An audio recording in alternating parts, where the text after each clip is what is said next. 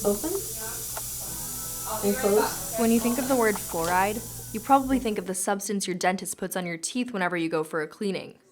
But some people in Florida had fluoride on their minds when they headed to the polls last November. That's when residents of Brooksville, Florida voted in a referendum whether to keep fluoride in their water. Fluoride is a mineral found in rocks and soil. When groundwater travels through the earth, it absorbs fluoride ions. The naturally occurring levels of fluoride in groundwater vary throughout the world. In the early 1900s, a dentist named Dr. Frederick McKay moved to Colorado Springs, Colorado. There, he noticed many residents with permanent brown stains on their teeth, but very few cavities.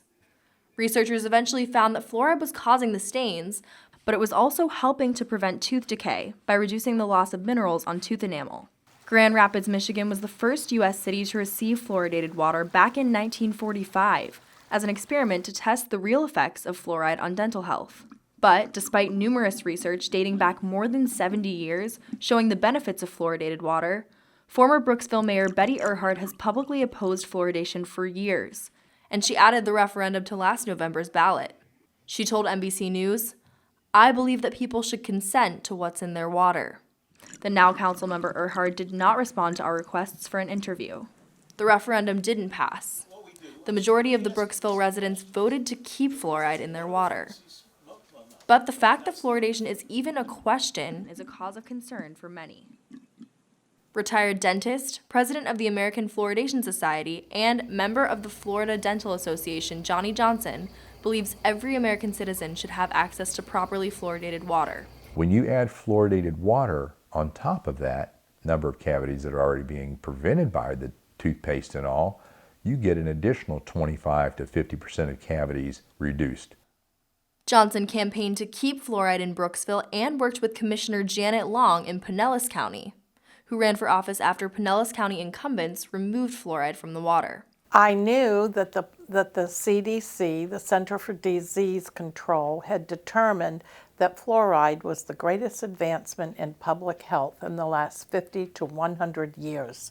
So I couldn't understand why our county commission would take fluoride out of our drinking water. So, she decided to run for Pinellas County Commissioner and became the first Democrat to defeat a Republican incumbent there in 35 years. It was such a detriment to our citizens not to provide fluoride in our drinking water. So I really made that the backbone of my campaign. But Pinellas County and Brooksville are not the only places where fluoride has been a debated topic.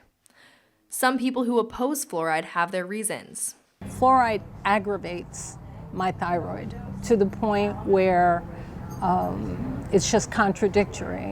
Mary says she found in her own research that fluoride may be harmful to her thyroid. It's the College of Google, we call it. According to the American Dental Association, there have been many credible studies in countries all over the world that show no correlation between fluoride and thyroid health at the optimal level. The claims that are made by those who oppose water fluoridation are a list longer than your arm, and the only thing I have not seen them claim is ingrown toenails from it. One Florida dental assistant says he does not want his daughter to drink fluoridated water. I don't believe that you have to drink fluoride and eat fluoride and, use fluoride at the dental office, and I think that can be an overabundance of fluoride. But one Florida dentist says she sees the benefits of water fluoridation firsthand in her daily practice. People that have well water, people that have all filtered water, we're finding a lot more cavities. I worked in an area that just had well water, there was cavities everywhere. Fluoride occurs naturally in water, but often not at levels that maximize dental benefits. That's why dentists and many others think regulating water fluoridation is so important. But the question remains, should water fluoridation be a political issue? Should citizens have the right to choose what goes in their water? In the past 5 years, more than 70 cities in the United States have banned fluoride in the water. It's easier to scare people than it is to unschare them.